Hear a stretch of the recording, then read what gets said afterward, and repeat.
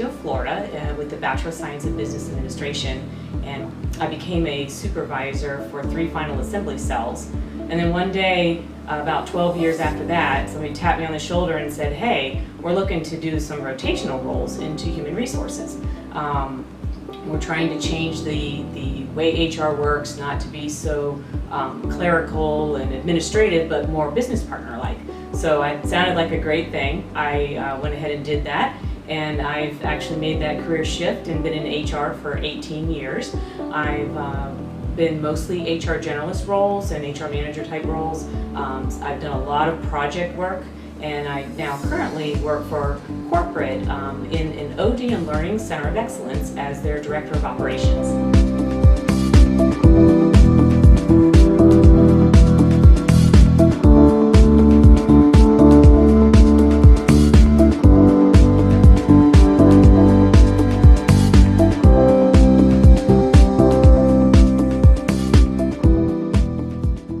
I have noticed some improvement in this, but not near enough.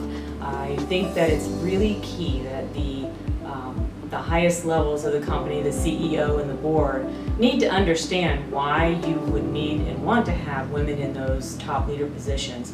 There's been a lot of studies out there that have shown that when you have women in those leadership positions, that you actually do improve the productivity for the company, the innovation. And I read recently in an article where a good balance would be something like 60% male and 40% female in those positions, and we're not even near close to that.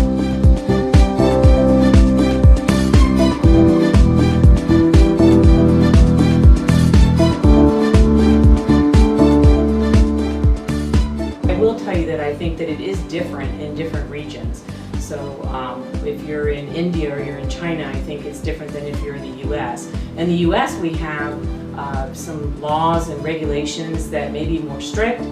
We certainly have some auditing function of the Department of Labor and the OFCCP. So I think it does make a difference there.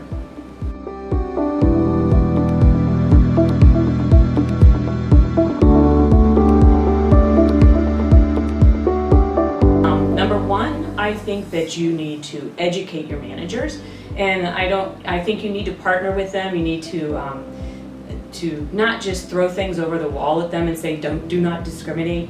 I think you need to go ahead and give them some tools, some toolkits. An example, one thing we did was we did a stay interviews. Our Women's Council did stay interviews, and they interviewed men and women on why do they want to stay at the company and what makes them stay at the company.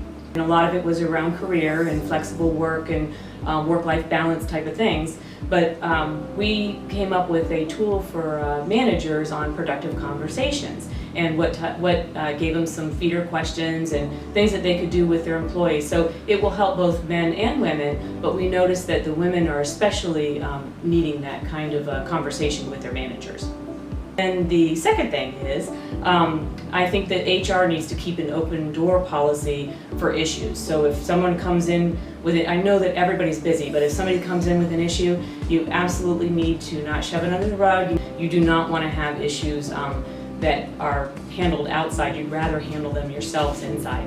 And then the third thing is that you want to make sure that you're looking at your own company data, understand your own culture, and make sure that you're doing things like highlighting women in your when you're doing your talent reviews. Make sure that your women are in your pipeline. Make sure that you have enough women in your slates when you're interviewing for new jobs. Another thing you got to think about is make sure you have women on the interview panels. So there's a story of one of our executives said that he hired a woman, or he actually was interviewing and he thought he had a woman hired, and she loved the job, and she turned him down, and he asked her why, and she said, you know what, I was interviewed by all men and I didn't think I would make it in this company being a woman. And he said, wait, come back, let's try this some more. So he actually brought in some executive women to interview with her, and she loved it and ended up coming to the company and has done very well, so still with us. So that's a good thing. So think about those kinds of things.